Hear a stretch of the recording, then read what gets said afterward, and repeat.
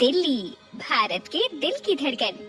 जैसा इसका नाम वैसे ही यहाँ के लोग। यहाँ सभी का दिल बहुत बड़ा है, सिर्फ प्यार के लिए ही नहीं बल्कि नफरत और लड़ाई झगड़े के लिए भी। प्यार हो या जंग, सब दिल से किया जाता है। इसी शहर के एक रिहायशी इलाके में सुबह सुबह एक 2 मंजिला घर से एक औरत की आवाज सुनाई दे रही थी।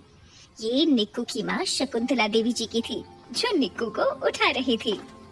माँ ने कहा, निक्कू उठ ना, तो ऑफिस जाए खातिर लेट हो जाइबे। सुबेरे के 7:30 बज गइल बा।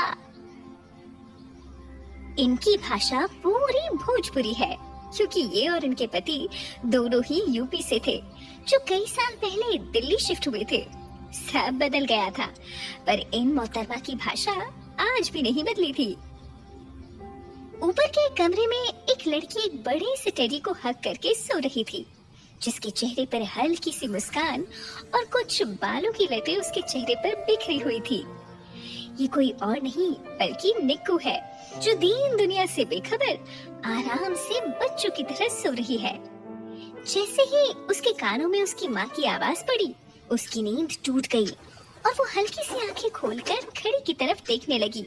और जैसे ही उसकी नजर घड़ी के कांटों पर पड़ी, उसकी आंखें एकदम से खुल गई। वो बिस्तर से उतरते हुए खुद में ही बड़बड़ाने लगी, आज तो तू गई, इतनी देर हो गई है।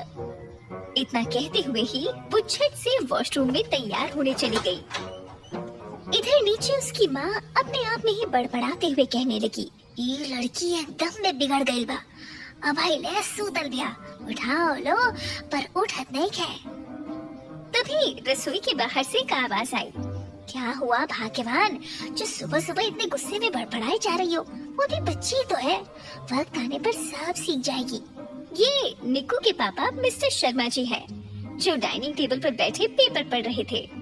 इतने में मिसेस शर्मा वहाँ टेबल पर नाश्ता लगाते हुए कहने लगी, हाँ हाँ, का है ना, जीवन भर तो ऐजे रह गए बा, ब्याह थोड़े ही होई होकर। मिस्टर शर्मा बोले, मैंने कब कहा कि उसकी शादी नहीं करेंगे? भाई जब होगी तब होगी, और अभी तो वो पढ़ाई कर रही है।